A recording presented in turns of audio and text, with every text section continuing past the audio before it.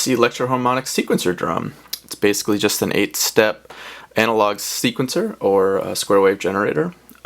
Very simple controls. There's a rate, there's 8 pitch sliders, there's a decay knob, little LEDs, trigger input, output, clock pad switch, and then a repeat or single time switch.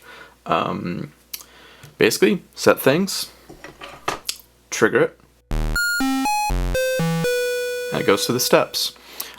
Used to be able to just hit this pad, and there was a microphone inside that would trigger it as well, but as with most of these things at this age, the internal mic does not work anymore, so you need an external trigger. Or you can hook it up to pretty much any external audio source will trigger it. If we switch it to repeat, it'll just start stepping through the notes. We can speed it up a little bit. All the way up to just sort of chaos there. The decay knob just sort of takes the notes down a little bit. Thins them out a little bit.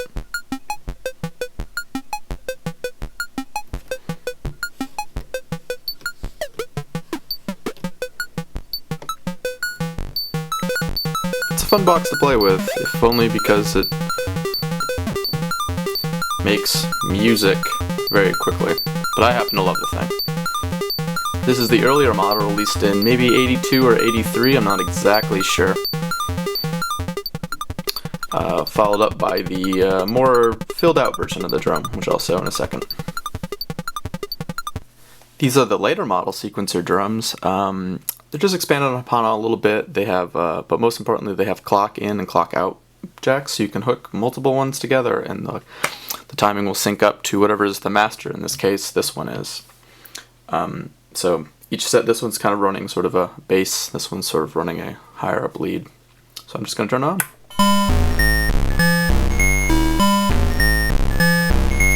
Sort of move in sync with each other. If I turn one up, the other will go faster.